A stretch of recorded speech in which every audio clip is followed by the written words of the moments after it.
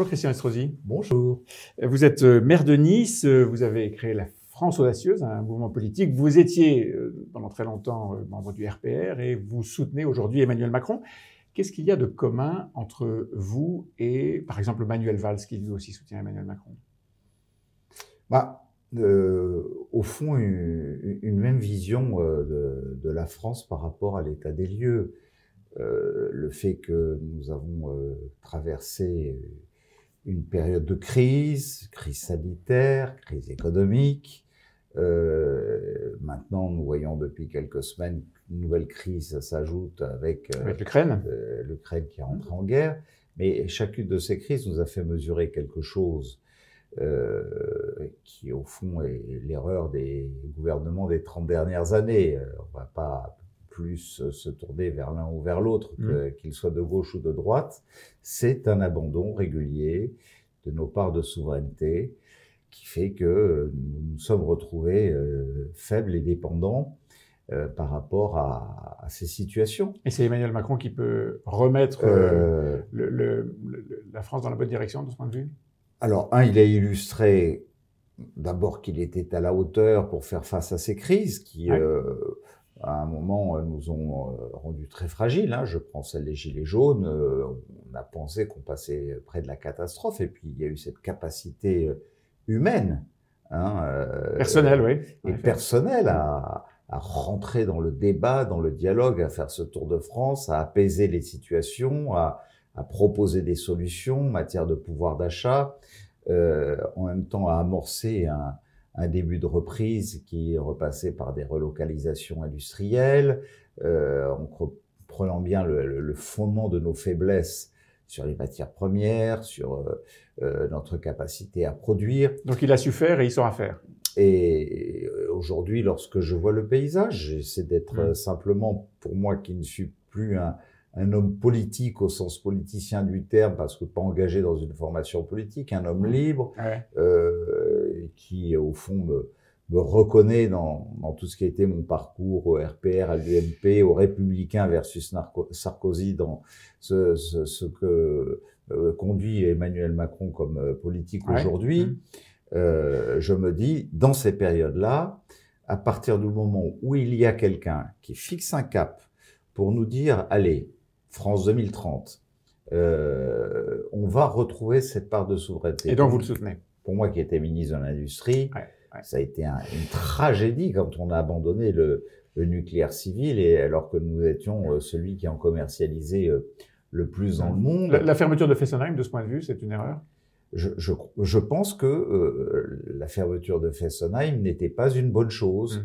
Maintenant, nous savons qu'il faut un nouveau modèle de centrale nucléaire, que le démantèlement, ou en tout cas la mésentente qu'il y a eu un moment entre Alstom et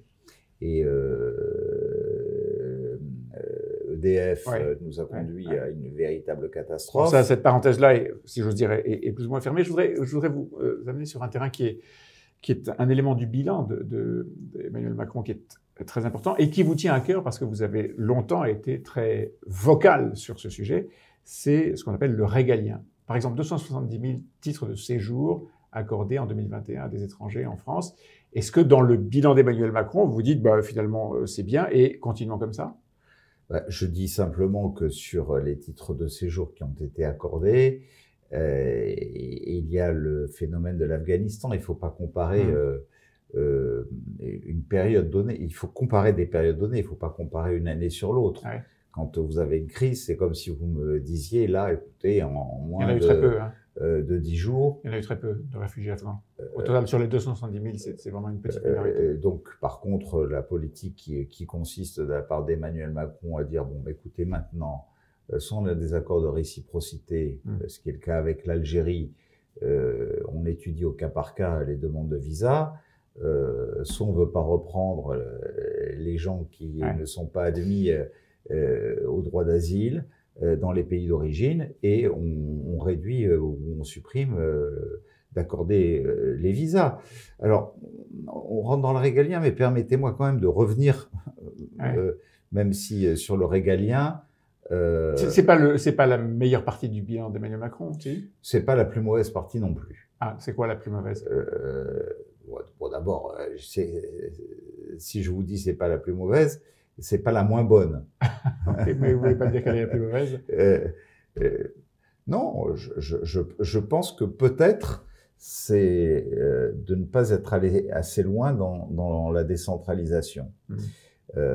Mais nous voyons par contre que dans la deuxième partie de son mandat, je vois, et je reviens au domaine industriel qui est celui qui vous tient à cœur, qui me tient à cœur, parce que malgré tout, vous savez, vous pouvez parler de délinquance, vous pouvez parler d'insécurité, ça compte, hein. Vous pouvez, ce sont des sujets qui comptent Votre énormément. ville est très en pointe là-dessus. La police municipale, on l'a vu à plusieurs reprises, a joué un rôle important. Et nous avons été force de proposition.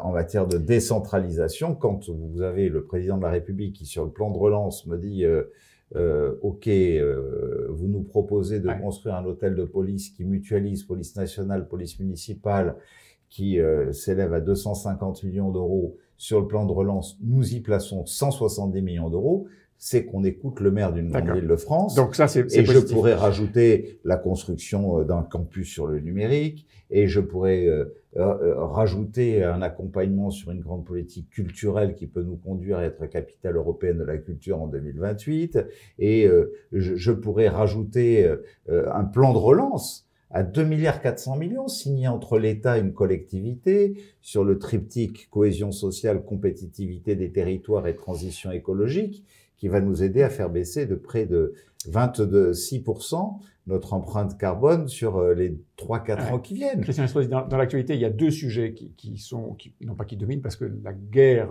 entre la Russie et l'Ukraine est crasso, mais qui sont des petits signaux d'alerte. La Corse, la violence, et le fait que le gouvernement, Jean Castex, a annoncé que le statut de DPS, détenu particulièrement surveillé, est levé pour 2 des membres du commando assassin du préfet Rignac, ne calme pas les violences. Est-ce que c'est inquiétant? Naturellement, c'est inquiétant. Et je parle avec des amis corses, notamment Laurent Marcangeli, le maire d'Ajaccio. Nous sommes dans une phase où nous voyons bien que le fait que le gouvernement ait ouvert le dialogue et débloqué 2 situations. Je vous rappelle que la Corse, ça ne donne pas. Ça ne remonte pas à bien sûr. Ça relève pas de la responsabilité. C'est un sujet récurrent, mais est-ce que il fallait céder? Qui ont été arrêtées il y a 3-4 gouvernements en arrière. Est-ce qu'il fallait céder? Il y a près de 20 ans. Je dis que tout ce qu'on peut surmonter comme crise, tout ce qui peut permettre d'ouvrir un dialogue, tout ce qui peut, sur un territoire comme la Corse, dont on connaît l'histoire, l'identité, les souffrances, les fractures, les Corses entre eux sont très fracturés, vous le savez parfaitement. Il y a les indépendantistes, il y a les nationalistes, il y a les autonomistes, et puis il y a ceux qui se reconnaissent pleinement dans la communauté de destin qui est la nôtre. Bon, donc pour moi qui étais ministre de l'Outre-mer et qui ai connu des situations un peu similaires, même si on ne peut pas comparer du tout.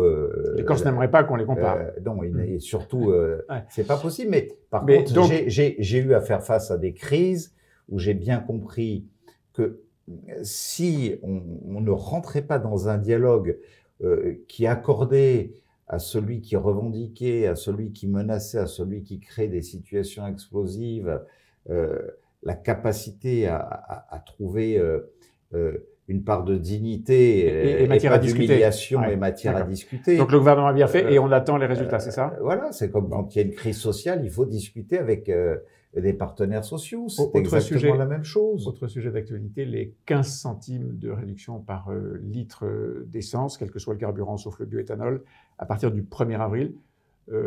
Si vous étiez dans une opposition à Emmanuel Macron, est-ce que vous ne diriez pas que c'est électoraliste? Non. C'est une mesure à la fois nouvelle, exceptionnelle, de bon sens et surtout qui doit être accompagnée, je le dis au monde de l'entreprise qui peut nous lire ou nous écouter, d'un effort similaire de l'entreprise. Les énergéticiens naturellement. C'est un effort que les collectivités peuvent accompagner. Je vous cite un exemple. J'ai réuni mon conseil de métropole sur des mesures économiques d'urgence par rapport à la situation actuelle, où pour les 6 mois qui viennent, nous faisons un chèque de 20 € d'une part. D'autre part, nous finançons un kit pour passer au bioéthanol. Vous savez que si vous passez au bioéthanol, c'est un coût du carburant 70% inférieur. Aujourd'hui, un kit, ça coûte environ 1 100 €. Eh bien, entre la métropole et la région, mais donc ça n'est pas électoraliste. Le fait que ça arrive 10 jours avant le premier tour. Donc que l'État mette 15 centimes d'euros. Le fait que ça arrive 10 jours avant. Que la collectivité fasse un chèque de 20 € comme nous le faisons nous. Que nous financions des kits au bioéthanol. Que nous fassions un partenariat avec les entreprises pour accompagner au covoiturage. On est dans une période où c'est du devoir des décideurs publics, qu'ils soient territoriaux ou qu'ils soient nationaux, d'accompagner les Français qui sont confrontés à cause du coût de l'énergie et de cette crise à une perte de pouvoir d'achat considérable. Pas d'électoralisme là-dedans. Non, c'est du pragmatisme et c'est du devoir. C'est du devoir qui imprime. Ça aurait pu être à partir d'aujourd'hui. Oui, mais reconnaissez que ça aurait pu être à partir du 14 mars. Que c'est pas la première fois que le gouvernement accorde une aide au carburant. C'est juste le 1er avril. Pourquoi dans 15 jours? Pourquoi 10 jours avant l'élection? J'ai le souvenir qu'à mi-mandat, il y a eu aussi une montée en flèche du coût de l'énergie, que le gouvernement avait pris des dispositions. On ne peut pas dire que c'est la première fois qu'il le fait. Non, c'est vrai. Dans cette période préélectorale, nous sommes à 3 semaines et demie du premier tour, il n'y a pas de campagne électorale. Est-ce que c'est un problème? Il y a une campagne électorale. Il y a peu de débat. Le président lui-même, le jour même où il a annoncé sa candidature, a fait une quinzaine de propositions dans les 48 heures qui ont suivi. Bon, pour moi, il y a peu de débat. Non, mais vous savez, c'est pas grave. Vous adressez à quelqu'un qui a choisi d'être un homme libre, qui n'est pas dépendant d'un appareil politique. Je soutiens un candidat parce que j'estime que dans cette période, c'est celui qui est le plus à même de défendre les intérêts généraux de notre pays et surtout d'apporter de nouveau une puissance à notre pays au plan économique et au plan industriel, pour lequel je prône par exemple qu'on ait un homme suffisamment fort pour faire sauter au plan européen des clauses de concurrence. Vous vous rendez compte que on nous a interdit de fusionner Siemens et Alstom il y a pas plus tard qu'il y a 2 ans et demi de cela. Pendant ce temps, vous voyez les États-Unis qui ont des monstres, la Russie, la Chine qui ont des monstres. Est-ce que vous avez le sentiment qu'il y a un débat? Je vais dire les choses différemment. Un certain nombre de membres de la majorité actuellement d'Emmanuel Macron disent si Emmanuel Macron est réélu dans ces conditions de non-débat, est-ce qu'il aura le mandat pour gouverner? Votre réponse? Moi, je pense que si Emmanuel Macron est réélu à la fois sur le fait qu'il démontre dans une période où le monde est menacé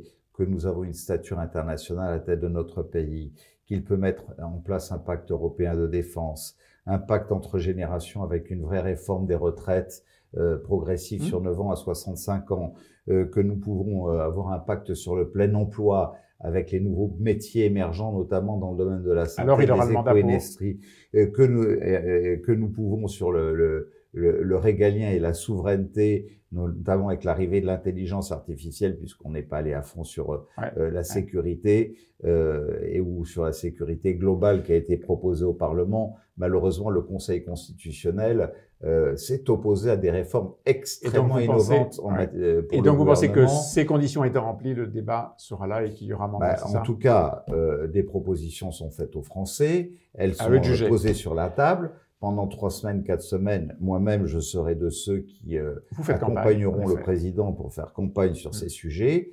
Et je suis convaincu que d'avoir à l'idée qu'on a quelqu'un qui tient les rênes face à une crise internationale, et il peut y en avoir de plus graves encore à l'horizon des quelques prochaines années, qui a surmonté une crise sanitaire sans pareil, et qui en même temps peut permettre enfin à notre pays d'avoir les réformes structurelles qui lui ont fait défaut au cours des 20 dernières années. Oui, je pense que entre être un négociateur comme il l'est au quotidien pour éviter que nous n'arrivions à un drame, dire aux États-Unis vous mettez en place un embargo, un négociateur et quelqu'un qui décide, c'est ça? L'Union européenne ne le fera pas parce que nous avons aussi des intérêts vitaux que nous devons préserver entre pays de l'Union européenne pour pouvoir peut-être passer plus rapidement qu'on ne l'espérait à une Union européenne qui devienne une véritable union d'intérêts politiques. là où ça n'était pas le cas jusqu'à présent. Alors Je dis, oui, tout ça, c'est sur la table aujourd'hui. Les Français auront à choisir